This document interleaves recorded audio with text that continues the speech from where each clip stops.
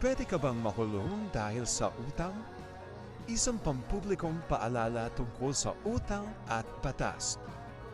Marami sa atin ang may utang sa kaibigan, sa bangko, sa lending company. Pero may tanong ang karamihan, pwede ba akong makulong kung hindi ako makabayad?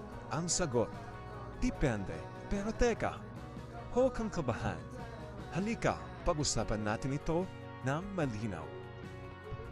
Alam niyo bang ayon sa ating saligang batas, no person shall be imprisoned for debt of non-payment of poll tax. Ibig sabihin, kung ang kaso mo ay simpleng di pagbayad ng utang, hindi ka maaaring ikulong. Pero ito ang twist. May ilang sitwasyon kung saan ang utang ay maaaring mauwi sa isang krimen. At kapag krimen na pinag-uusapan, alam niyo na, pwedeng may kaso at oo, posibleng may kulong. May tatlong sitwasyon kung saan pwedeng mauwi sa kaso ang hindi pagbabayad ng utang at kung hindi mo ito alam, lagot ka. Una, kung nangutang ka gamit ang peking pangalan, peke ang dokumento o alam mong wala kang balak magbayad pero nanghiram ka pa rin. Aba, ibang usapan yan. Ang tawag dyan ay estafa o panloloko at isa itong krimen na may posibleng parusang pagkakakulong. Pangalawa, nagtangka ka bang magbayad gamit ang tseke pero tumalbog?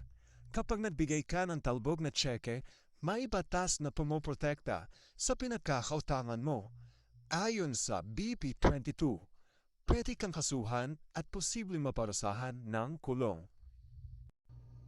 Pangatlo, kapag pumirma ka ng kontrata na may kasunduan, halimbawa, installment plan o collateral at hindi mo ito tinupad, maaaring kasuhan ka sa isang civil case. Hindi ka makukulong, pero posibleng kunin ang ari-arian mo bilang pambayad. So kung hindi ka pwedeng makulong basta-basta, ano ang pwedeng gawin ng pinagkakautangan mo? Hindi sila helpless mga kaibigan. Wow! Una, pwede kang idemanda sa civil case at obligahing magbayad. Pangalawa, pwede lang ipagarnish ang sahod o ari-arian mo. Pangatlo, pwede kang i-report sa credit bureaus kaya may hirapan kang umutang ulit sa bangko. Kaya wag mong baliwalain ang utang mo. Kahit walang kulong, ang mas masakit dito, baka mawalan ka ng tiwala ng mga bangko, lending companies, at iba pang taong maaaring makatulong sa iyo financially sa hinaharap.